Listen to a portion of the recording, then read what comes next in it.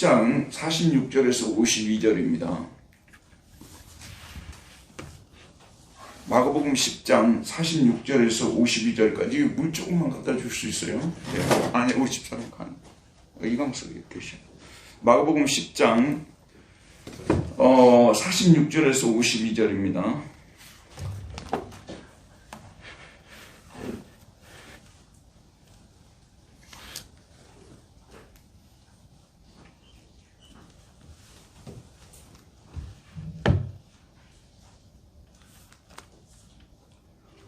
(46절에서 52절) 우리 짧으니까요 함께 읽어보도록 할게요. 그들이 여리고에 이르렀더니 예수께서 제자들과 허다한 무리와 함께 여리고에서 나가실 때에 디메오 아들인 맹인 거지 바디메오가 길가에 앉았다가 나사렛 예수시란 말을 듣고 소리질러 이르되 다윗의 자손 예수여 나를 불쌍히 여기소서 하거늘 많은 사람이 꾸짖어 잠잠하라 하되 그가 더욱 크게 소리질러 이르되 다윗의 자손이여 나를 불쌍히 여기소서 하는지라. 예수께서 머물러 서서 그를 부르라 하시니 그들이 그 맹인을 부르며 이르되 안심하고 일어나라 그가 너를 부르신다 하며 맹인이 겉옷을 내버리고 뛰어 일어나 예수께 나오거늘 예수께서 말씀하여 이르시되 하여 주기를 원하느냐. 맹인이 이르되 선생님이여 보기를 원하나이다. 예수께서 이르시되 가라 네 믿음이 너를 구원하였느니라 하시니 그가 곧 보게 되어 예수를 길에서 따르니라. 하나님 감사합니다. 오늘도 수요 성경 공부로 모였습니다. 우리에게 큰 은혜를 내려 주옵소서. 예수님 이름으로 기도했습니다. 아멘. 예, 오늘 제목은 선생님이여 보기를 원하나이다. 예.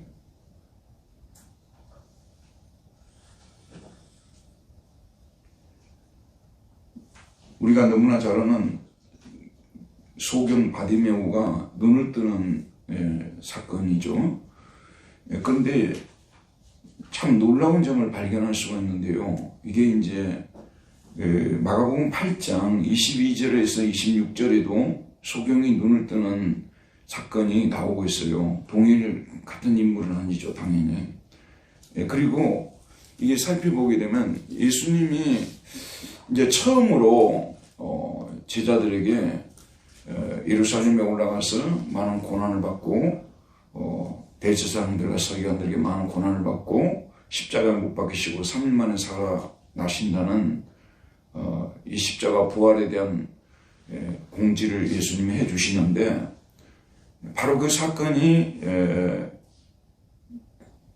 일어나기 전에 소경을 고치는 사건이 나와요.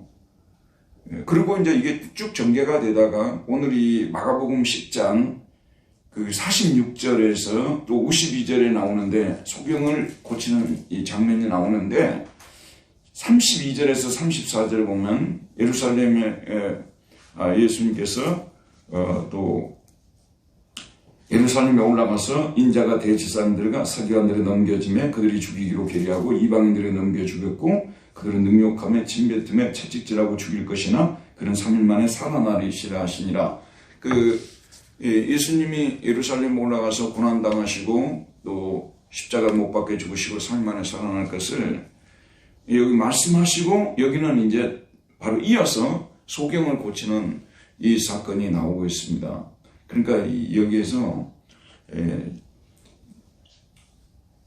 그 앞부분에서 이어진 사건이 여기서 지금 종결이 되는데 이 신학자들은 이게 이제 포괄됐다고 해서 인클루지오 라는 그런 표현을 씁니다. 그런데 이제 예수님께서 여기서 사실 제자들이 예루살렘 올라가는 왜 올라가는지에 대해서 예수님께서 세 번째 이제 말씀하시는 거거든요. 이렇게 말씀해 주셔도 여전히 선입견 때문에, 그래서 여러분 참 이 선입견을 제거한다는 것이요 무지무지 어려워요. 그래서 이제 50 넘은 분들한테 그 영어 발음을 가르치는 것은요 정말 어렵습니다. 기적이 일어나지 않는 한 그 자기 발음이 바뀌기가 어려워요. 왜냐하면 이미 굳어져 있기 때문에. 그래서 그냥 그대로 사세요 그러잖아요. 그런 분들 만나면 그대로 사세요. 그런데 선입견이라는 것이 한 번 이게 딱 몸에 배어버리잖아요. 참 어렵습니다. 운동 같은 것도 그렇잖아요. 한번 잘못된 폼을 가지고 있으면요, 새로운 사람을 지도하는 게 낫지 그 사람 폼 바꾸어가지고 고치기는 정말 어렵습니다. 뭐 저도 해당하는 말이고요. 그래서 한번 몸에 배워버리고 한번 자기가 그 사상이 자기 들어와서 고정관념으로 자리 잡고 선입견으로 자리 잡으면요, 그거 바꾸기는 너무너무 어려워요. 그러니까 이 제자들은 당시의 메시아 상에 대해서 완전히 고정관념을 가지고 있는 거예요. 메시아는 군사적 정치적 메시아라는 거죠. 그래서 지금 이방인 정권이 지금 로마가 다스리고 있지 않습니까? 그리고 로마의 앞잡이 헤롯이 다스리고 있잖아요.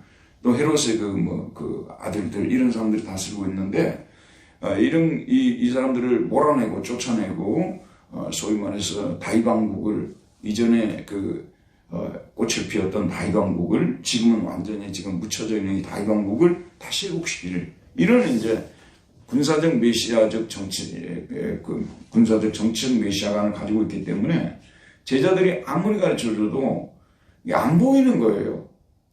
보여야 되는데 안 보이는 거예요. 아무리 우리가 어떤 분야에서요 누구를 가르칠 때 나는 다 보이거든요. 답이 다 보이잖아요. 이렇게 하면 된다는 게 다 보이잖아요. 배우는 사람이 영 안 보여요. 그래서 가르치는 사람이 정말 어렵습니다. 특별히 가족은 가르치지 말라 그러잖아요. 분노가 일어나거든요. 다 보이는 걸 누구 닮아서 저럴까? 사실 자기 닮았는데 이렇게 어렵단 말입니다. 그러니까 이제 바로 이 사건에서 십자가 부활 사건을 아무리 언급해도 사실 우리가 인간이 죽을 죄를 지었으니까 누군가가 나 대신 죽어줘야만 내가 구원을 받는다는 생각을 합리적으로도 끌어낼 수가 있거든요. 옛날에 스콜라 신학자들 캔터버리 안셀무스라는 사람이 그런 추론한 거예요. 이 십자가에 못 박혀 죽고 부활하는 이것은 합리적으로 생각해도 죄를 해결할 사람이 이 세상에 아무도 없기 때문에 내 죄를 위해서 죽어줄 수 있는 분은 하나님의 아들밖에 없다는 것을, 하나님이셨지만 사람이 되신 하나님 아들밖에 없다는 것을 합리적으로 추론할 수 있다는 거죠. 그분이 내 대신 죽어주셔야만이 내가 구원을 받을 수 있다는, 이 이제 쿠오 데우스 호모라고 왜 하나님이 사람이 되었는가 유명한 책을 썼어요. 이제 그런 것처럼 사실 이게 이제 우리가 죄인이라는 사실, 죽을 죄인이라는 사실만 생각해도 예수님의 십자가 죽음 언급하면 나 대신 죽으러 예수님이 가시는구나 금방 이게 보이는데 자기가 죄인이라는 사실을 생각 안 하니까 당시 이 사람들이 왜 안 보이냐면 자기들이 죽을 죄인이라는 사실을 안 보이는 거예요. 아무리 봐도 안 보여요. 그러니까 이 사람들은 뭐냐면 자기들은 의인이라고 오히려 판정을 했죠. 그렇기 때문에 죄인들, 이방인들을 심판하고 의인들 자기들을 구원해 줄 거 이것만 생각하고 있는 거죠. 그래서 이들이 진짜 소경이에요. 그래서 소경에 눈을 뜨는 이 사건을 통해서 이들이 정말 얼마나 영적으로 소경인가를 예수님께서 깨우쳐 주시고자 하신 것이죠. 그래서 이 사건이 십자가 사건과 함께 예루살렘 밑선과 함께 등장하고 있다는 것을 우리들이 봐야 되는 것입니다. 저와 여러분도 항상 기도를 할 때요, 주여 제가 보기를 원합니다.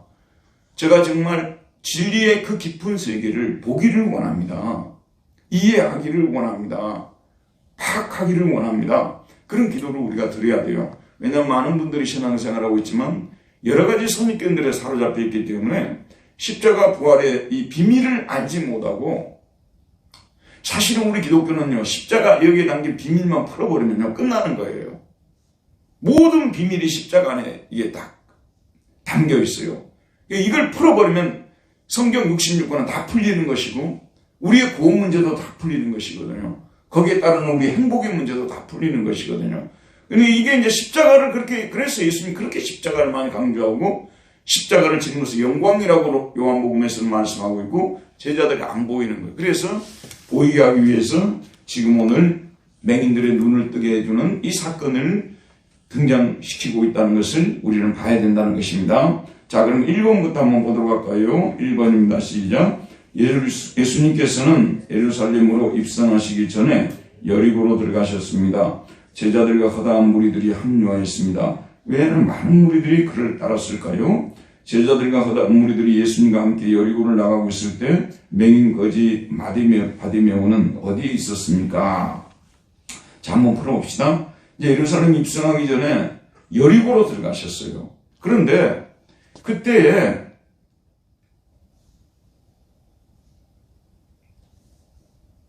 제자들은 물론 따랐지만 허다한 무리들이, 수많은 무리들이 합류를 했어요. 왜 합류를 했을까요? 예, 이제 드디어 예수님이 다윗의 왕국을, 이방인들을 몰아내고 말하자면 최고의 전투 정도로 생각했던 거죠.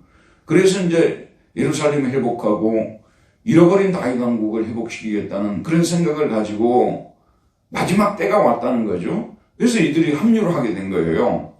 여전히 이분들은 예수님이 십자가에 못 박히로 예루살렘에 들어가시는 것은 우리 죄 때문에 우리를 구원하기 위해서 예루살렘으로 들어간다는 생각을 하지 못하고 있는 것이죠. 자, 제자들과 허다한 무리들이 예수님과 함께 여리고를 나가고 있을 때 맹인 거지 바디메오는 어디에 있었다고 되어 있죠? 예, 오늘 여리고에 허다한 무리와 함께 여리고에서 나가실 때에 이제 예루살렘 쪽으로 가는 거죠. 디메오 아들인, 이게 이제 티마오라고 하는데 우리말로 디메오라고 했는데, 티마오 아들인 맹인 거지, 누구라고 이름이요? 누구라고요? 바디메오. 원래 티마오, 그 앞에 바가 붙어 있어요. 여기 히브리어는 벤이 아들이라는 뜻이거든요. 아들, 벤. 이게 이제 바는 아람어에서 나온 것 같아요. 예수님이 당시에 사용하시던 언어는 아람어였어요. 지금으로 말하자면 시리아어였어요. 시리아어. 여러분, 정말 시리아어로 찬양하는 거 한번 들어보셔야 되는데, 예전에 베를린에 있을 때, 거기 있던 이주민들 있잖아요. 이주민들 그 찬양대를 좀 조직해 갖고 참 나가서 찬양을 했어요. 제가 그때 우리 교회도 한국말로 가서 찬양을 했고 그랬는데, 그때 시리아 아람어로 찬양하는 것을 제가 들었어요. 물론 뭐 뜻은 전혀 모르죠. 그런데 그 음성 있잖아요. 그런 걸 들어보고 아람어로 된 이 CD도 하나 구입을 했어요. 근데 예수님은 실제 무슨 언어를 사용했어요? 아람어를 사용했어요. 그래서 여러분들이 달리타 쿵 있잖아요. 달리타 쿵, 소녀야 쿵, 일어나라. 달리타 쿵, 에바다, 열리라. 이런 게 이제 아람어잖아요. 아빠, 이것도 뭐죠? 아람어고. 이 아람어인데, 이 바디메오도 티마오 아들, 이제 우리 한국말은 디메오 아들이에요. 근데 이 사람이 어떤 사람이에요? 지금 현재 상태가? 예, 첫째는 맹인이죠. 맹인이고, 그 다음 두 번째는 뭡니까? 이 거지. 그러니까 처참한 상태에 있죠. 맹인이고 거지죠. 그러니까 지금은 이제 장애우들을 차별하지 말아야 된다고 이제 우리가 하고 있으면 사실상 차별은 이루어지고 있는 겁니다만, 그래도 하지 말라고 하지 않아요. 그런데 당시에 이 사람들은 단지 자기 신체적으로 맹인이고 또 거지이고 이것 때문에도 사람들한테 소외되고 또 아주 천대시 되었다는 것을 우리가 알 수가 있는 거죠. 그러니까 이 사람은 맹인 이 사실로만으로도 많은 사람들한테 이렇게 천대를 당할 수밖에 없었는데, 게다가 거지란 말이에요. 근데 맹인이면서 부자도 있잖아요. 맹인이면서 부자는 또 함부로 무시 못해요. 여러분, 돈이 많으면 사람들이 원래 함부로 못하는 거예요. 돈이 없으면요, 특별한 뭔가 좀 잘난 것이 없으면 사람들이 무시하게 돼 있어요. 지금 그렇잖아요. 그러니까 이 두 가지를 다 못 가지고 있는 거죠. 맹인이고 또 뭐죠? 소경이고 아주 거지고. 그래서 이 사람이 어디에 앉아 있었어요? 길 중간에 앉아 있었던 것이 아니라 뭐죠? 길가에 앉아 있었다고 되어 있어요. 이게 이제 오늘 우리 성경 이거 봐야 되는데, 자, 지금 우리 몇 절입니까? 46절이죠. 46절에 이 사람이 어디 앉았었냐? 파라, 그 다음에 템, 호돈이라고 되어 있어요. 이걸 이제 쓰는 이유가 있어요. 나중에 제가 말씀드릴게요.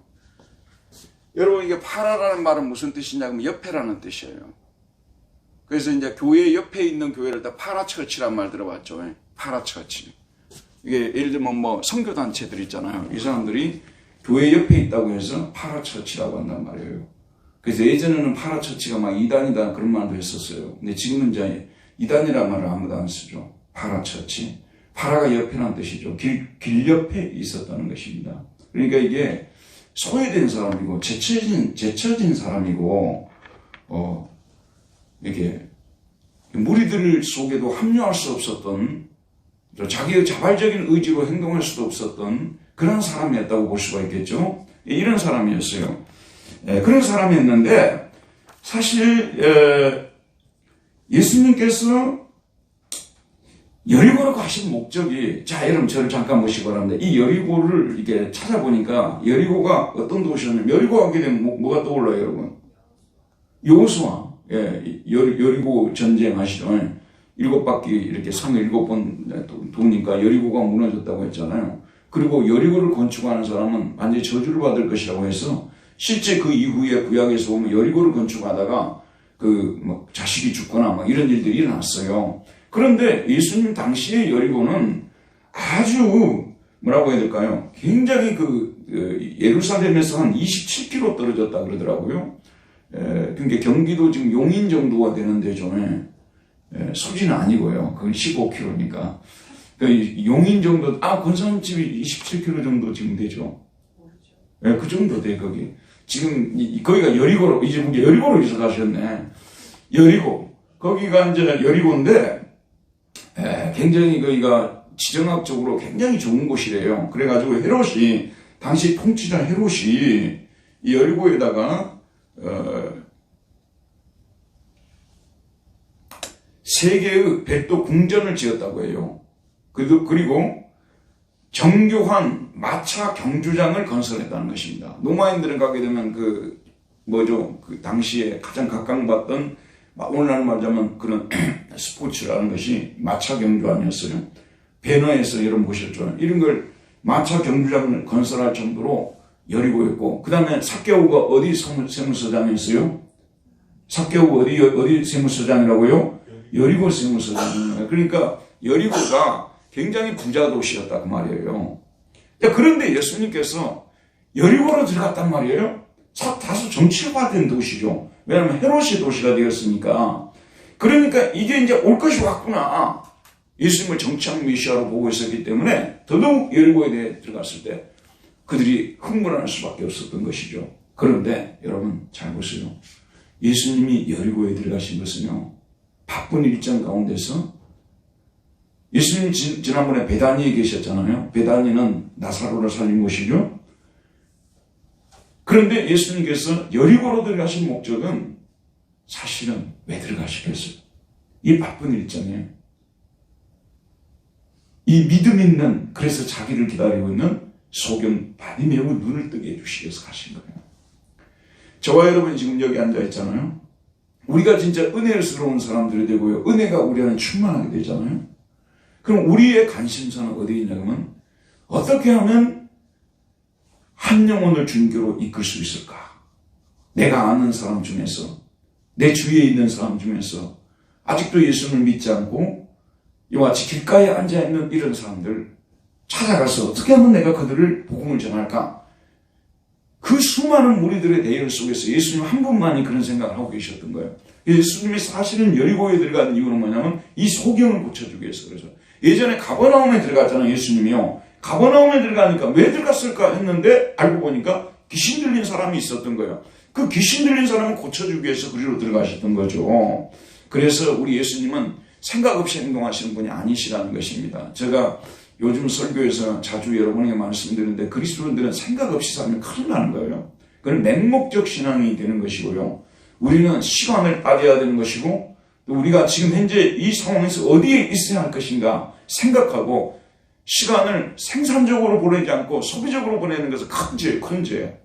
여러분, 저도 하루를 이렇게 돌이켜보게 되면 적어도 공부하는 시간 2-3시간은 항상 제가 투입을 하거든요.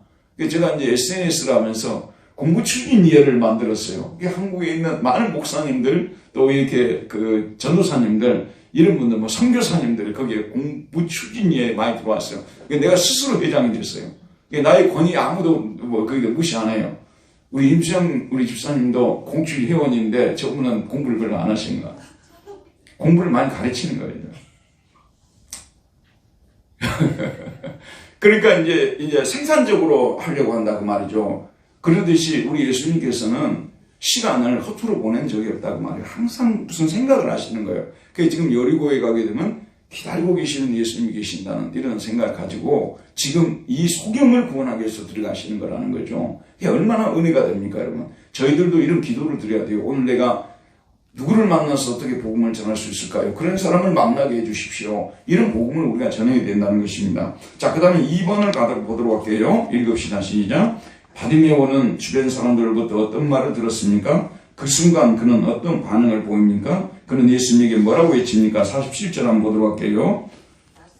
나사렛 예수시라는 말을 듣고 소리질러 이르되 다윗의 자손 예수여 나를 불쌍히 여기소서 하거늘. 이게 나사렛 예수다. 예수님이 지나가신다. 이 얘기를 들은 거예요. 그게 소경이니까 안 보이잖아요. 그러니까 소리로 들을 수밖에 없는 거죠. 나사렛 예수시다. 이 말을 듣고 바로 뭐라고 합니까? 소리를 질렀다고 했습니다. 이 그리스어는 크라조라고 하는데 이제 영어에도 콜이라는 말을 소리를 지르다 할 때 있다는 말을 샤우트라는 말을 쓰잖아요. 그 여러분 이제 노래를 노래방에 가서 부를 때 마지막에 막 지르는 거 뭐예요? 샤우팅 한다고 그러잖아요. 이게 큰 소리를 지르는 거. 이걸 지금 한 거예요. 뭐라고 했습니까? 소리 질러 이르되 다윗의 자손 예수여 나를 불쌍히 여기소서. 이게 지금 이제 이 소경이 들어보세요. 지난번에 제가 이런 아주 그 파라독스한 모습에 대해서 우리가 이해하기 어려운 그런 부분을 말씀드렸죠. 귀신 들린 사람이 믿음이 있더라는 거예요. 우리는 생각하게 되면 가버나움에 그 귀신 들린 사람이 있었잖아요. 생각할 때 귀신 들린 사람이 어떻게 믿음이 있어 그랬는데 귀신 들린 사람이 예수님을 알아봤다니까요. 믿음이 있었어요. 이 사람은 소경인데 예수님을 지금 누구로 알고 계시는 거예요? 예수님을 누구로 알고 계시는 거죠? 다윗의 자손으로 알고 있어요. 다윗의 자손 중에서 사무엘하 7장에 보게 되면 다윗 왕궁을 건설할 메시아가 태어난다는 예언이 있잖아요. 그러니까 이 사람은 예수님을 누구로 지금 고백하고 있는 겁니까? 믿고 있는 겁니까? 메시아로 지금 이제 고백하고 있는 거죠. 자기 백성을 구원할 자, 그러기 위해서 기름 부음을 받은 왕이요, 제사장이요, 선지자이고, 원래 메시아라는 뜻은 기름 부음을 받은 자라는 뜻 아니에요? 바로 그분이 바로 우리를 구원하기 위해서 하나님께로부터 기름 부음을 받은 왕이요, 제사장이고, 선지자라고 이렇게 이 사람이 고백을 한 게 된 게요. 다윗의 자손이요. 자, 여러분 저를 보세요. 지금 이 사람은 예수님을 직접 본 적도 없고 그 다음에 제자들처럼 이렇게 3년 동안 따라다니면서 수많은 말씀을 듣지도 않았고 또 어떻습니까? 또 기적을 본 적도 없죠. 그런데 그렇게 3년 동안 따라다니면서 기적도 보고 그런 좋은 말씀도 많이 들었던 제자들은 어떻습니까? 아직도 예수님을 정치 군사적 메시아로 보고 우리를 지혜에서 구원하실 예수님을 알아보지 못하고 있는데 이 소경은 소문으로만 들은 거예요. 소문으로만 들었다니까요. 소문을 다른 말은 풍문 있잖아요. 풍문으로. 우리 그 유행가 중에서 그 유명한 노래가 있죠. 뭘로 들었다고요? 풍문으로 들었어. 풍문으로 들었어요. 근데 풍문으로 들었는데 이 사람은 예수님을 믿는 거예요. 근데 보고도 못 믿는 사람도 있고 듣기만 해도 믿는 사람이 있는데 사실 가장 불행한 거 그거 아니겠어요? 교회는 열심히 다니고 오랫동안 예수님을 믿고 성경도 보고 기도도 하고 교회 생활도 하는데 아직도 예수님이 누구신지를 모르고 예수님을 따라다닌다면 참으로 불행하죠. 교회가 자기는 가기는 가야 되는데 올 수가 없어요.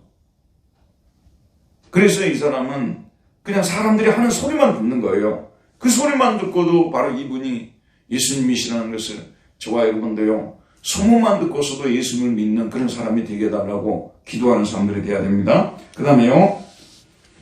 자, 다윗의 자손이여 나를 불쌍히 여기소서. 엘리의 소음에 나를 불쌍히 여기소서. 자, 3번 봅시다. 시작. 맹인의 이 소리를 들은 많은 사람들은 그를 어떻게 대합니까? 또 그에게 뭐라고 말합니까? 이런 상황에서 맹인 바디메오는 예수님에게 뭐라고 부르짖습니까? 48절 읽어봅시다.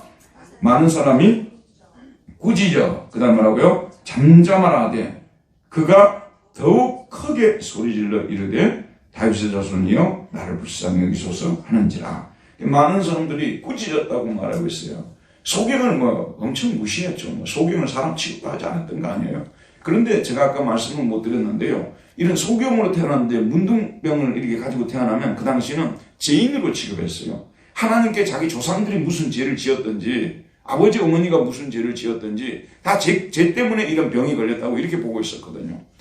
그런데 이런 사람이 지금 이제 이 죄인이 쓰는 말로 이 죄인이 어떻게 지금 예수님께 소리를 지를 수 있나? 왜 꾸짖었다고 말하고 있죠. 그 다음 뭐라고 나오죠? 잠잠하라.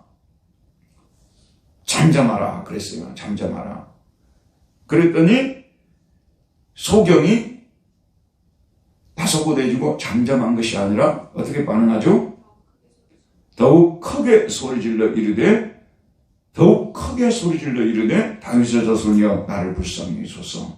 자, 여기 보게 되면 참된 믿음과 거짓된 믿음의 차이점은 뭐냐면요. 참된 믿음은 장애가 와도 그 장애 앞에서 물러서지 않고 장애를 뛰어넘는 신앙이, 이것이 참된 신앙이에요. 거짓된 신앙은요, 평소에는 막 하나님을 믿는 것처럼 이렇게 하잖아요. 그러다가 큰 시험이 온다든지 큰 장애가 닥쳐오게 되면요, 금방 주저앉아 버려요. 뒤로 물러가 버리는 거죠. 그래서 히브리서 10장에 보게 되면 우리가 믿는 믿음은 뒤로 물러가 침륜에 빠질 자가 아니라고 말하고 있거든요. 그래서 이제 역경이 오지 않습니까? 여러분, 우리가 믿는 자들도 마찬가지예요. 역경이 오게 되면 그걸 오히려 정면으로 받아들이고 대결해가지고 그 역경을 뛰어넘는 이런 신앙인들의 소유가 되어야 되는 거지. 한번 물러나기 시작하잖아요. 양보를 해버리는 거예요. 그러면 뭐냐면 점점 물러나게 돼 있어요. 그래갖고 나중에는 뭐냐면 완전히 퇴보해버리는 거죠. 근데 이 참된 믿음의 소유자는, 참된 믿음은 이런 저항이 오게 될 때, 이런 장애가 올 때 적극적으로 맞서고 그 뛰어넘으려고 한다는 거죠. 그래서 오늘 이 소경은 참된 믿음을 가진 사람이라는 것을 입증하고 있는 거예요. 물러서지 않고 더욱 크게 소리 질러서 다윗의 자손이여 나를 불쌍히 여기소서. 참으로 여러분, 이 교회라는 것은 뭐냐면요, 믿음의 학교입니다. 믿음을 가르치는 학교예요. 이 교회라는 이 믿음의 학교에서 교장 선생님은 누구실까요? 아니에요. 믿음의 학교에서 봉사부장님 말씀하셨어요. 믿음의 학교에서 교장 선생님은 성령님이시죠. 성령님이 교장 선생님이시죠. 저와 여러분들은 저 같은 사람 뭐죠? 성령의 조교. 아시겠죠? 그래서 여기서는 계속 믿음을 가르치는 거예요. 근데 믿음은 무엇으로부터 온다고 했어요? 들음으로. 들으면 누구의 말씀을 들어야 된다는 거죠? 그리스도의 말씀으로. 하나님의 말씀을 들음으로 믿음이 생기는 거잖아요. 그래서 이 말씀을 계속해서 들어야만 여러분들이 믿음이 생겨나는 것이고, 이 믿음이 생겨나면 세상에 두려울 것이 없어요. 믿음은 평안할 때도 하나님을 신뢰하고, 또 역경이 다가올 때도 뒤로 물러가 침륜에 빠지지 않고 역경을 하나님이 주신 오히려 감추어진 선물로 받아들이면서 적극적으로 대해서 뛰어넘어서 더 큰 믿음으로 나가게 되면 이게 되는 거 아니겠어요? 그렇기 때문에 항상 우리가 말씀을 배울 때 내 안에 있는 믿음을 교육시키고 깨우고 살아있게 만들고, 그러기 위해서, 그래서 여러분 환란이 갑자기 닥쳐오잖아요. 왜 닥쳐오냐 그러면요, 우리 믿음을 깨우기 위해서요. 또 우리 믿음을 성장시키기 위해서고요. 그래서 하나님이 이런 역경을 주는 거거든요. 이 지금 현재 소경 바디메오에게도 하나님께서 이미 있는 믿음인 줄 알지만은 더 큰 믿음을 지금 주시기 위해서 장애물을 지금 현재 허용하시는 거죠. 그런데 이 바디메오는 장애물 앞에 뒤로 물러가지 않고 뛰어넘는, 그래서 더 크게 소리 질러서 뭐라고 하죠? 다윗의 자손이여 나를 불쌍히 여기소서, 이렇게 하는 모습을 볼 수가 있습니다. 자, 그 다음에요. 몇 번입니까? 5번이죠? 읽읍시다. 시작. 5번 맞습니까? 예? 4번이에요. 읽읍시다. 시작. 예수님께서는 이 맹인의 외침을 듣고 어떤 반응을 보이십니까? 사람들은 그 맹인을 부르며 그에게 뭐라고 말합니까? 49절. 예수께서 머물러 서서 그를 부르라 하시니 그들이 그 맹인을 부르며 이르되 안심하고 일어나라. 그가 너를 부르신다 하며. 자, 이거는 무슨 상황이냐 그러면요, 길가에 있기는 있었는데 바로 길 옆에 있지 않았던 것 같아요. 상당히 멀리 떨어져 있었던 것 같아요. 그러니까 예수님이 직접 가실 수가 없어요. 왜 가실 수 없었냐면 무리들이 지금 이제 막 따라다니고 있잖아요. 그러니까 제자들을 보내가지고 예수님이 너를 부르신다. 이렇게 지금 말해줬던 것 같아요. 그러니까 그 맹인을 부르며 이르되 안심하고 일어나라. 예수님이 너를 부르신다. 안심하고 일어나라. 예수님이 너를 부르신다. 너가 막 이렇게 소리친다고 예수님께서 너를 책망하는 것이 아니니까 안심하고 일어나서 빨리 예수님께로 가보자. 이렇게 지금 하는 것을 볼 수가 있습니다. 사실 우리 옆에 있는 주변에 있는 사람들이 큰 어려움을 당해가지고 큰 폭풍을 이렇게 맞으면서 고통을 당하고 있을 때 할 수 있는 것이 안심하라. 일어나서 우리 예수님에게 가보자. 그래서 여러분도 자꾸 이렇게 신앙생활을 오래 하면서요, 감정을 좀 가지고 있어야 돼요. 나도 예전에 이런 큰 폭풍이 다가왔는데, 하나님께 내가 나아갔더니, 교회를 내가 열심히 이렇게 나가서 기도하고, 말씀 읽고 강구하고 했더니, 하나님께서 해결해 주시더라. 너도 한번 예수님에게 가보자. 이것이 이제 우리가 할 일이죠. 우리가 여러분 능력이 있는 것이 아니에요. 그래서 수많은 사람들한테 마귀가, 많은 사람들한테 작전을 써가지고, 많은 사람들을 속이는 것이 뭐냐면요. 우리 능력으로 사람이 돌아온다는 착각을 자꾸 하게 만들어요. 우리 능력으로 사람이 돌아오는 게 아니라니까요. 능력으로, 예를 들어서 목회자가 말씀을 전하잖아요. 그러면 아주 수사학적 웅변과 성경을 또 막 이리저리 막 쪼개고 막 기가 막히게 말씀을 전해서 눈물을 흘리고 예수님을 믿겠다고 했단 말이에요. 그럼 결과적으로 보게 되면 그 사람에게는 뭐가 되는 거죠? 예수님이 역사에서 믿는 게 아니고 그 사람은 화술에 사람들이 녹아나가지고 거기에 들어간 거 아니에요. 그러니까 여러분 이걸 구별할 수가 있어야 돼요. 화술의 능력에 의해서 사람이 변화되고 그런 게 아니에요. 그래서 전도를 사람들이 못하는 거예요. 전도는 간단한 거예요. 어려운 말하는 게 전도 아니에요.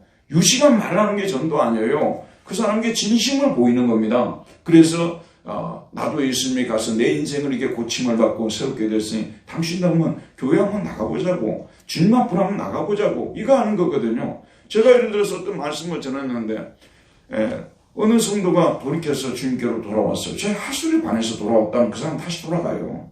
하술의 능력이 떨어질 때 돌아가지 않겠어요? 그러니까 사람을 돌아오지 않게 만드는 첫째 성령의 능력이고 하나님이 하시는 일이거든요. 우리가 유식한 말을 쓸 필요 없어요. 그 사람들한테 가서 뭐 일일이 성경 잘 가르치고 그럴 필요 없어요. 우리는 가서 그냥 안심하라, 일어나서 예수님에게 가보자. 이것이 아주 좋은 전도예요. 그리고 그 결과는 누구에게 맡기는 거예요? 주님께 맡기는 겁니다. 우리가 해결할 수 있는 문제가 아닙니다. 여러분도요, 여러분 가족들을 한번 보세요. 어떤 가족은 예수님을 믿고 있죠. 어떤 가족은 예수님을 안 믿고 있죠. 우리는 그들이 믿든지 안 믿든지 그것은 하나님의 소관이기 때문에 우리는 그들에게 예수님을 믿읍시다. 거절을 많이 당하겠죠. 그래도 우리는 예수님을 믿고 교회 다닙시다. 이런 얘기를 하면 되는 거예요. 그럼 그 사람이 구원받을 사람이고 또 하나님의 은혜를 주실 때 그 사람이 돌아올 수 있는 거거든요. 근데 우리가 그런 사람에게 무슨 말을 많이 할 수가 있겠어요. 또 그런 말들이 통하겠습니까? 그렇기 때문에 그냥 이 사람들이 한 것처럼 안심하라, 일어나서 예수님에게 가보자, 너를 부르신다. 이게 이제 우리가 할 수 있는 일이겠죠. 자, 그랬더니 5번 한번 볼까요? 5번입니다. 시작. 맹인은 예수님께서 자신을 부르신다는 말을 듣고 어떤 반응을 보이며 예수님께 나옵니까? 50절 읽읍시다. 시작. 맹인이 겉옷을 내버리고 뛰어 일어나 예수께 나오거늘. 여기 보면 맹인이 뭘 벗었다고 했죠? 겉옷이죠. 겉옷을, 이게 지금 이게 41장 50절이죠. 50절이죠. 예. 이거이면 히마티온이라고 하는데, 히마티온 아우트. 히마티온이라는 것이 뭐냐면, 겉옷이에요. 예, 여러분, 한국어, 외투 있잖아, 외투. 외투 알죠? 예. 영어로 외투를 뭐라고 하더라? 클로크, 망토, 뭐 이런 거죠. 근데 영어권에 안 살아봐가지고 저는 사전으로만 공부를 해가지고 잘 몰라요. 근데 독일에서는 만텔이라는 말을 씁니다. 만텔. 근데 이게 굉장히 저한테는 이제 아주 막 팍 다가오는 말이에요. 만텔이라는 거. 오늘 만텔을 어디다 뒀냐고, 만텔 안 입었냐고 하는데 이제 겨울철에 입고 다니는 외투를 말하는 거예요. 근데 이게요, 추운 지방에서는 어마어마한 겁니다. 외투 하나 있느냐 없느냐 한겨울을 지냈다니까요. 그러고 보니 우리가 어렸을 때 한겨울을 어머니가 사다 준 이게 잠바라고 하죠. 우리 이제 잠바라고 했죠. 우리는 잠바라고 불렀어요. 이 잠바를 이제 입고 한겨울을 지냈잖아요. 빨간 잠바 하나 사다 주면 시장에 가가지고 장 서는 날 가가지고 잠바 하나 사다 준단 말이에요. 그거 입고 한겨울을 지냈어요. 그런 때가 있었죠. 근데 지금 이 사람들도 대부분 그런 게 있어요. 러시아 같은 데 있잖아요. 그런 데는 너무너무 춥죠. 뭐 영하 15도 이하죠, 보통. 그러니까 거기에서는 겨울을 지내기 위해서 아주 훌륭한 만텔이 있어야 되는 거죠. 외투라고 하죠, 외투. 그래서 이것이 얼마나 중요한 것이었는지 러시아 문학의 아버지가 누군지 아십니까? 톨스토이도 아니고 도스토옙스키도 아니에요. 고골이라는 사람이 있어요. 고골. 보통 우리는 고골이라고도 하는데 고골이라고 해요. 고골. 이 사람은 러시아 문학의 아버지예요. 이 사람이 쓴 이 사람 단편으로 유명한 사람이거든요. 왜 러시아 문학을 제가 좀 잘하냐면요. 대학교 때 러시아 문학을 많이 읽었어요. 이 사람이 쓴 최고의 작품이 뭐냐면 고골의 외투예요, 외투.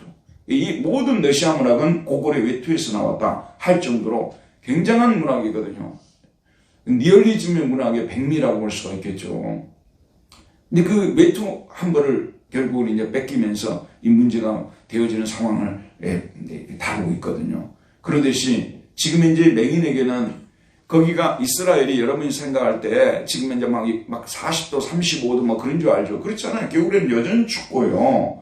그러니까 말이야, 이 맹인에게는 이게 지금 이제 자기 이불이나 마찬가지잖아요. 근데 이걸 갖다가 지금 예수님이 부른다 하니까 너무 좋아가지고 이게 완전히 벗어버리고 그 다음에 어떻게 합니까? 그 다음에 어떤 말을 모르죠? 뛰어 일어나서 그 다음에 어떻게 했습니까? 예수께로 나오거늘 겉옷을 내버리고 뛰어 일어나 예수께 나오거늘. 사실 우리 예수님의 부르심에 이렇게 응답하는 사람은요, 믿음 없는 사람은 이렇게 할 수가 없어요. 믿음 있는 사람만 이렇게 할 수가 있습니다. 솔직하게 여러분, 우리가 예수님께 나아가면은 우리는 구원을 받아요. 그 구원이라는 것은 영적인 구원도 있지만 현재적 구원도 있는 것이거든요. 또 육체의 구원도 있는 것이거든요. 현실의 삶에서 구원도 있는 것이죠. 구원이 오게 되면 우리는 행복해져요. 구원의 결과로서 우리가 행복해지는 거 아니에요? 그런데 수많은 사람들이 예수님이 부른다는 이 말씀을 듣고서도 그렇게 초청을 해도 사람들이 겉옷 때문에 못 오는 거예요. 자기가 걸치고 있는 것들 때문에 못 오는 거예요. 예컨대 골프에 심하게 빠져있는 사람들 있지 않습니까? 그러면 골프라는 이 겉옷 때문에 주님께로 나올 수가 없는, 아무리 불러도 못 나오는 거예요. 또 어떤 사람은 또 다른 어떤 취미에 거기에 또 깊이 빠져있어요. 그러면은 그것이 그 외투가 돼가지고 겉옷이 돼가지고 사람들이 예수님이 불러도 못 나오는 거예요. 여러분, 주님께만 저를 보시기 바랍니다. 사람에게 나가가지고는요, 솔직히 어떤 사람을 여러분 생각합니까? 어떤 사람에게 나가도요, 우리는 근본적으로 우리 문제를 해결을 받을 수가 없어요. 사람은 유한한 존재이고 장점도 있지만 단점도 있기 때문에 우리는 그런 사람에게 뭘 기대고 그 사람에게 막 뛰쳐나가가지고 뭔가를 얻으려고 하지 않습니까? 우리에게 진정한 구원, 참된 안식, 평화 줄 수 없어요. 이 문제는 오직 예수님만이 줄 수 있거든요. 세상에 그 어떤 사람도 줄 수가 없어요. 주님만이 줄 수가 있기 때문에 주님에게 나가기 위해서는 이런 겉옷들을 벗어버리고 던져버리고 나가야 되는데 너무나 많은 사람들이 이 겉옷을 못 던지는 거예요. 필름, 영화에 빠져있는 분들은 그 영화에 빠져가지고요. 이것 때문에 제가 여러분에게 누차 말씀드립니다만 그렇다고 해서 여러분 취미생활을 정리하라는 건데 아니지만 우선순위를 말하는 거예요. 주님이 부르시고 사람이 부르실 때 어떤 부르심을 우선적으로 생각할 것이냐. 주님의 부르심을 항상 우선적으로 생각하면 후회가 없어요. 제가 여러분에게 늘 말씀드립니다만 우리가 주일날 주님의 부르심에 응답해서 교회를 나오잖아요. 예배드리죠. 그게 그렇게 손해가 됩니까? 오히려 우리는 영육간의 치료를 받고 힘을 얻고 돌아가잖아요. 일주일을 힘있게 살아낼 수가 있어요. 그런데 여러분, 다른 사람들이 주일날 불렀다고 말해요. 그래서 그것 때문에 결국은 주님께로 나오지 못해서 얼마나 손해를 보는지 모릅니다. 그러니까 주일날 나가서 먼저 주님께 예배 드리고도 그리고 나서도 우리가 다른 사람들을 만날 수 있는 시간은 충분히 있는 것이고요. 사탄이 그렇게 속이는 거예요. 자꾸 이 우선순위를 예수님에게로 나가는 시간은 손해보는 시간이고, 손익을 따져보게 되면 예수님에게 나가고 성경 공부하기는 다 손해보는 시간으로 사탄이 이렇게 만들어버렸어요. 너무나 억울합니다, 여러분. 절대 그렇지 않습니다. 주님께로 나가는 시간이 플러스 되는 시간이에요. 그리고 세상에 나가는 시간은요, 플러스도 될 수 있지만 마이너스도 될 수가 있어요. 그렇기 때문에 먼저 이 겉옷, 여러분들이 지금 현재 걸치고 있는 겉옷, 절대 안 벗으려고 하는 이 겉옷, 나의 자랑스러운 겉옷이 무엇인가, 그것을 여러분들이 스스로 생각해 보시고 그 겉옷을 과감하게 떨쳐버리고 주님께로 나가야만이 우리 주님으로부터 살아계신 능력을 체험할 수 있다는 것을 우리가 알 수 있다는 것입니다. 자, 그 다음에요. 6번입니까? 6번 맞습니까? 예, 6번입니다. 시작. 예수님께서는 그 맹인에게 뭐라고 말씀하십니까? 맹인은 예수님의 말씀에 대하여 뭐라고 대답합니까? 51절. 예수께서 말씀하시되 네가 무엇을 하여 주기를 원하느냐? 맹인이 이르되 선생님이여 보기를 원합니다. 네가 무엇을 하여 주기를 원하느냐? 모르고 물으셨겠어요? 알고 물으셨겠죠? 내가 눈 뜨고자 하는 그거, 내가 안다는 그거 아니겠어요? 근데 모르고 묻는 게 아니고 알고 묻는 거예요. 근데 사실은 맹인이 와서, 여러분 한번 저를 보세요. 맹인이 예수님께 요청하는 내용이 너무 좀 자기중심적인 것 같이 보이잖아요. 이 정도 믿음을 가진 사람이면 좀 고상한 고백을 하는 것이 더 낫지 않겠어요? 저는 뭐 현실적인 문제 그런 거 별로 원하지 않습니다. 제가 원하는 것은 오직 우리 주님의 나라가 세워지는 것이고, 정말 주님의 뜻이 온 세상에 막 펼쳐지는 것이고, 온 인류가 구원을 받는 것이고, 이렇게 나올 것 같은데 이 사람은 뭐라고 하죠? 제 눈이 뜨여지기를 바랍니다. 말하고 있습니다. 사실 우리 기독교 신앙은요, 이상적인 거 붙잡고 신앙이 생기는 게 아니에요. 현실적 문제 해결하면서 신앙도 생기는 겁니다. 가장 어렵고 절실한 문제를 주님께 아뢰는 것은요, 뭔가 떨어진 신앙이 아니에요. 우리 주님께서는 너가 있는 그대로의 모습으로 나오라는 거예요. 그래서 자기가 가지고 있는 지금 실존적인 문제, 가장 큰 문제가 무엇이에요? 눈을 못 뜨는 거 아니에요? 근데 이 소경의 이 눈을 뜨고자 하는 이 마음속에는요, 사실은 현실적 문제를 해결해달라는 것도 있지만, 이를 해결함을 통해서, 눈을 보게 됨을 통해서 그 이후에 나오는 놀라운 비밀이 기다리고 있어요. 왜 눈을 뜨고자 했는가? 왜 이 요청을 하게 되는가? 단지 현실적인 문제만 해결해 주는 거 아니에요. 예를 들어서 어떤 사람이 지금 경제적으로 너무 어려움을 겪고 있어요. 예를 들면 직장을 잃었다든지 경제적으로 너무 어려움을 겪고 있어요. 그럼 이 사람이 주님 앞에 와서 무슨 기도를 드려야 돼요? 저는 경제적 어려움을 겪고도 아무 문제가 없으니까요, 주님 걱정하지 마시고 오직 주의 뜻만 이루어지게 하십시오. 물론 이렇게 기도할 수도 있겠죠. 그렇잖아요. 수도원에 살면 몰라도요, 현실적으로 가족이 딸려 있고요, 그럼 그렇게 기도할 수가 없어요. 오히려 위선적인 기도가 될 수가 있어요. 주님, 저에게 물질을 공급해 주십시오. 그래서 자기가 물질의 공급을 받아가지고 자기가 그 현실을 단지 빠져나오려고만 하는 사람이, 진정한 믿음을 가진 사람 중 그런 사람 없어요. 그 문제를 해결받고 내가 좀 더 안정된 상태에서 주님을 더 기쁘게 해드리고 주님의 나라를 섬기고 싶은 그 욕구가 그 속에 들어가 있는 거, 참된 믿음을 가진 사람에게는. 그래서 이거는 연결이 되어 있다는 거예요. 이 소경이 눈을 뜨게 하는 이 문제는 자기가 눈을 뜨게 됨을 통해서 정말로 단지 보는 이것이 아니라 진짜 뭔가 주님을 위해서 해드리고 싶은 마음이 들어있는 거죠.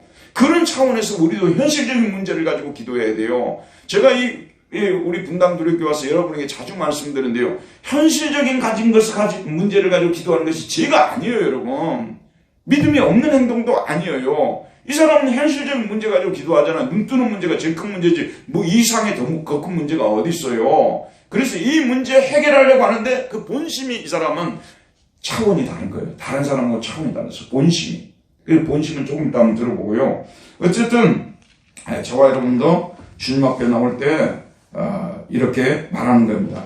자, 맹인은 예수님의 말씀에 대해서 뭐라고 대답하죠?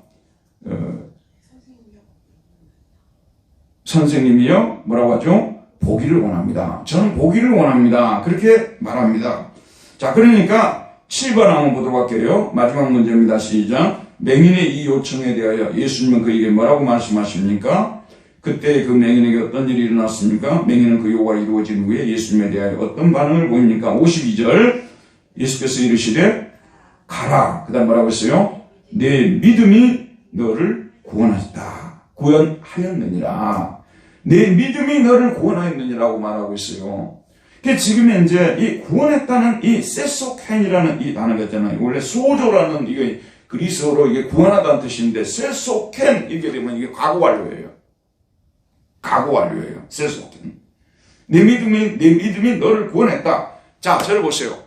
예수 그리스도를 믿는 그 순간에, 예수 그리스도를 믿는 순간, 예수님을 부르는 순간에 이미 뭐죠? 구원을 받은 거예요. 그 구원받은 결과로서 지금 조금 더 소경이 되어진 거예요. 시점을 따져보게 되면 언제 일어난 거예요? 과거 완료라는 게 그거 아니에요. 과거의 어느 시점에서 시작돼서 과거의 어느 시점에서 완료되는 걸 말하는 거 아니겠습니까? 맞죠? 그래, 지금 이 소경 눈 뜨기 전에 이 사람 구원은 이미 뭐죠? 이루어진 거예요.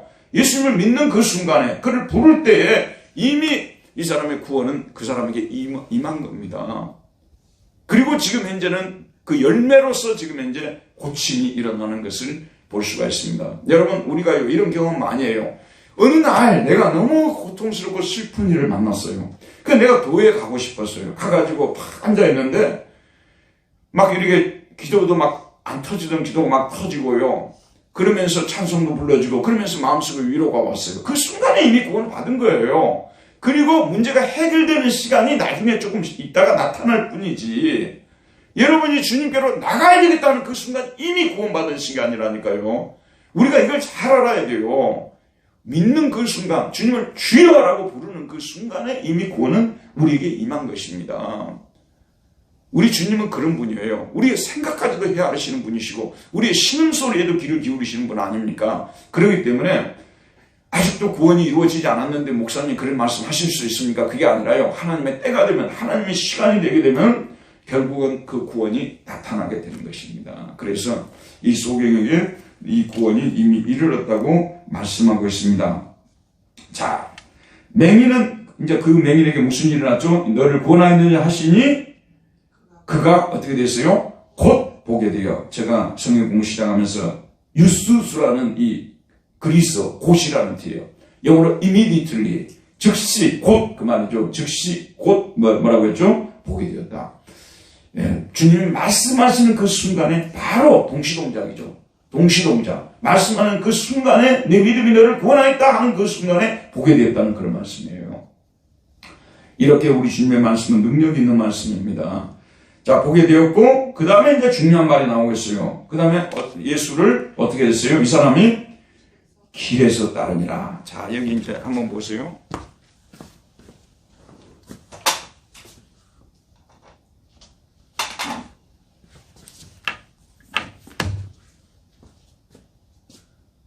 몇 절입니까? 51절이죠. 이게 이제, 이거 보세요.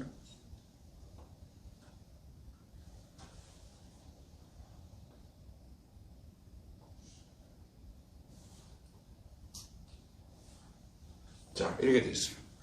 이거는 이제 길에서 따르니라. 그래, 여러분 한번 생각해 보세요. 예수님이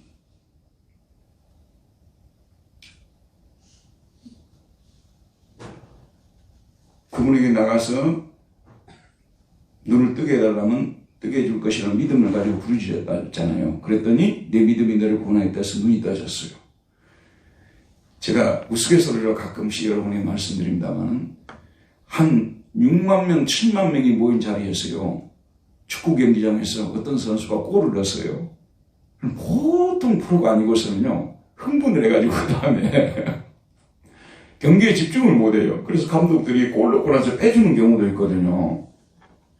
예전에 프랑스 월드컵에서 차범근 국가대표, 그때 감독이 차범근 감독이었어요. 근데 하석주 선수가 왼발로 너무 멋있는 슛을 때린 거예요.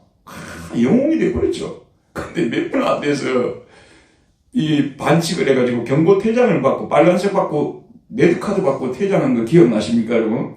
그럴 수 있는 거예요. 예, 지금 우리도 마찬가지예요. 자, 보세요. 어떤 성도가 막 새벽에도 나와서 부르짖고 막 밤에도 나와서 부르짖고 막 열심히 기도를 했어요. 어떤 문제를 두고 너무 답답했어요. 그런데 그 문제가 딱 해결이 됐어요. 해결이 되는 순간에 이제 문제 해결된 것만 보이는 거야. 안 보이던 눈이 보이게 된 거 아니에요. 이것만 생각을 하지 그 다음 걸 생각을 못하는 경우들이 있다고 말이에요. 그런 경우들이 충분히 있어요. 그래서 참다운 진짜 믿음의 뿌리를 깊이 내린 신앙인이 아니고서는요, 문제 해결 그것만을 위해서 주님을 찾거든요. 그래서 그 문제 해결되면 그 다음부터는 주님 빠이빠이예요. 이게 아예 안 보여버리는 거예요. 그런데 들어보세요 여러분, 지금 이 소경은 눈이 뜨게 되면서 왜 눈을 뜨게 했는지 그 목적이 분명해요. 그게 뭐냐 그러면은 어디서 따랐다고 말하고 있죠? 길에서. 길 안이라고, N이라는 말에 이어 그리스어 이 N이 있잖아요. 이 N이라는 말이 영어로 in이에요. 인이에요. 어디 안에서요? In the road죠. In the road. 어디 안에서요? 길 안에서. 길 안에서 다른 거예요. 이거는 뭐냐면 길을 가다 이런 말 있잖아요. 길에서 따른다 이 말은 뭐냐면 예수님의 제자가 되어서 이제 십자가를 지는 예루살렘에 십자가를 지기 위해서 들어가는 이 행렬에 합류해서 예수님과 함께 죽고 함께 살겠다는 제자의 삶을 살겠다는 지금 현재 결단을 보여주고 있는 것을 볼 수가 있습니다. 우리 눈을 뜨지 못했던 우리가 주님의 은혜로 눈을 뜨게 됐단 말이에요. 왜 눈을 우리에게 뜨게 만들어 주시냐 그러면은 사실 이 사람은 제자가 되고 싶은 마음이 간절했던 거예요. 주님과 함께 죽고 함께 사는 이 영광의 대열에 정말로 들어가고 싶었는데 자기 눈을 못 보니까 너무 답답했던 것이죠. 그래서 예수님께 나아가서 눈을 뜨게 해달라는 것이었고, 눈을 뜨자마자 자기 본심이 나오게 된 거죠. 단지 눈 뜨기 위해서 나온 것이 아니라 예수님의 제자가 되어서 예수님이 따르는 길은 원래 십자가를 상징하잖아요. 십자가의 길을 걸어가고 싶다고 지금 현재 합류하는 이 모습, 길 안으로 들어와서 길 속에서 예수님 함께 십자가를 지르고 걸어가는 이 모습, 바로 이 바디메오의 이 위대한 모습을 우리 주님께서 지금 부각시키고 있는 것입니다. 거기에 비해서 바디메오보다 훨씬 더 좋은 조건에 있는 분들은 예수님의 제자의 대열에 합류해서 함께 죽고 함께 사는 그것보다도 다른 것들에 더 많이 이 사람들 신경을 쓰고 있는 것을 볼 수가 있습니다. 우리 주님이 우리를 구원해 주신 것은, 우리를 불러서 이처럼 큰 구원을 선물을 우리에게 안겨주신 것은 우리가 예수님의 하나님의 아들이심을 믿고 수많은 영혼들을 구원하기 위해서 지옥 가지 않고 천국 가게 하시는 이 예수님의 이 사역을 위해서 제자로서 살아가기 위해서 길 곁에가 아니라 길 옆에가 아니라 길 속에서 들어와서 함께 십자가를 지고 주님을 쫓도록 하기 위해서 우리를 부르셨다는 이 놀라운 진리를 오늘 우리에게 이 사건을 통해서 가르쳐주고 있는 것입니다. 다시 한번 말씀드리지만 주여 저에게도 눈을 뜨게 주옵소서. 제가 애착을 가지고 있는 겉옷을 버리게 하여 주시고 주님께로 나아가도록 도와주시고 주님 저희 연약함과 저희 부족함을 치료해 주셔서 눈을 떠서 이제부터라도 주님이 누구신지를 제대로 알고 제자로서 살아가게 해 주옵소서. 이런 기도를 드리는 저와 여러분 되기를 바랍니다. 은혜로우신 하나님, 오늘도 저희를 부르시고 또 말씀을 통해서 소경 바디메오의 이 믿음이 어떤 믿음이었는지에 대해서, 참으로 그가 왜 그렇게 눈을 뜨고 싶어 했는지에 대해서 오늘 말씀해 주었습니다. 우리는 주님께 우리가 가지고 있는 문제를 과연 알고 있습니까? 또 그런 문제를 통해서 하나님의 살아계신 능력을 체험하고 있습니까? 또 체험했다면 제자로서 헌신하겠다는 그런 결단을 하고 있습니까? 큰 도전이 되는 말씀입니다. 우리 모두가 이 바디메오처럼 살아가도록 은혜 베풀어 주옵소서. 예수님 이름으로 기도했습니다. 아멘. 하나님께 영광의 박수 올려드립시다. 감사합니다.